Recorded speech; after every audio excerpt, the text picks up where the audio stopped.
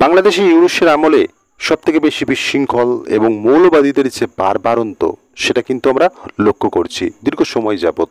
তো স্বাভাবিকভাবেই সেক্ষেত্রে কিন্তু ইউনূস সেই জিনিসটা দেখেও চোখ বুজে রয়েছে। একদিকে তো তিনি দাবি করছেন যে বাংলাদেশ একদম শান্তি শৃঙ্খলার মধ্যে চলছে, এখানে কোনো অশান্তি হচ্ছে না, কোনো অপ্রীতিকর ঘটনা ঘটছে না। ভারত ভুয়ো ভিত্তিহীন দাবি করছে, কিন্তু জলজান্ত প্রমাণ দেখা যাচ্ছে। কিন্তু কোথাও না কোথাও সেই সমস্ত জিনিসকে দেখেও দেখতে পাচ্ছে না ইউনূস। সেক্ষেত্রে যদি বলা হয় এই যে বাংলাদেশ, বর্তমানে বাংলাদেশ, এই বাংলাদেশ মনে হয় বিদেশি এজেন্ট এবং মৌলবাদীদের দ্বারা পরিচালিত হচ্ছে।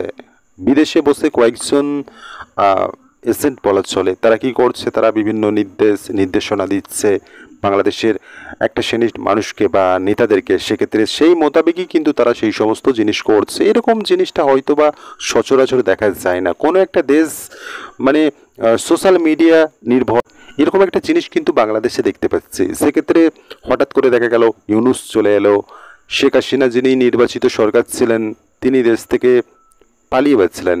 সেক্ষেত্রে হঠাৎ করে একটা আন্দোলন হচ্ছে, আন্দোলনের মাঝেই একটা রাজনৈতিক উদ্দেশ্য সামনে আসছে।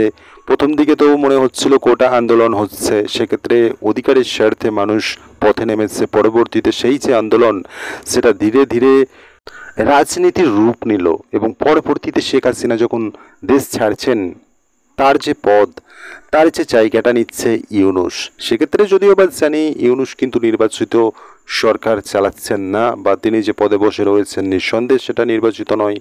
সেক্ষেত্রে কিন্তু শেখ হাসিনা নির্বাচিত ছিলেন, তিনি তো বর্তমানে ভারতে রয়েছেন এবং এখান থেকেই কিন্তু তিনি সমস্ত তার দলের আওয়ামী লীগের সমস্ত কাজকর্ম তিনি চেষ্টা করছেন এখানে বসেই কাজ করার।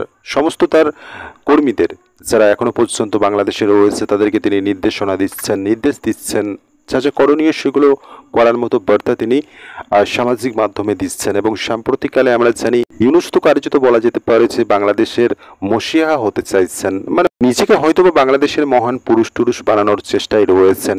সেক্ষেত্রে বাংলাদেশের সংবিধানও পরিবর্তন করতে তিনি নেমে পড়েছেন এবং এই সমস্ত কিছুর মাঝেই এই যে মুক্তিযুদ্ধের বিষয়টা সেটাও দেখছি কোথাও না কোথাও ইউনূস তো মুছে ফেলতে চাইছে বাংলাদেশের ইতিহাস থেকে। এবং পাশাপাশি দেখা যাচ্ছে যে এই যে শেখ হাসিনার দল সেটাকে তো নিষিদ্ধ করেই দিচ্ছে।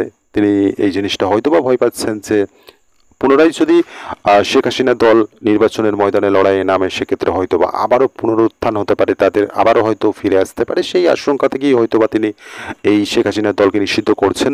এই সমস্ত জিনিসগুলো যখন ইউনূস করছে সেক্ষেত্রে কিন্তু শেখ হাসিনাও তার লড়াই জারি রেখেছে, তিনিও লড়াই করে চলেছেন। হয়তো বা তিনি দেশে নেই কিন্তু তিনি তার সমর্থকদের অক্সিজেন যোগাচ্ছে এবং এই সমস্ত কিছুর মাঝেই বাংলাদেশে তো বিশৃঙ্খল পরিবেশ তৈরি হচ্ছে ইউনূসের আমলে দেখতে পাচ্ছি। এবং তখনই কিন্তু শেখ হাসিনা এমনটা দাবি করছেন ইউনূসের আমলে বাংলাদেশ বিদেশি এজেন্ট এবং মৌলবাদী জঙ্গিদের কবজায় চলে গিয়েছে, এমনটাই বলছেন শেখ হাসিনা। সাথে তিনি বলছেন এই বাংলাদেশকে আবারও স্বাভাবিক করতে হবে।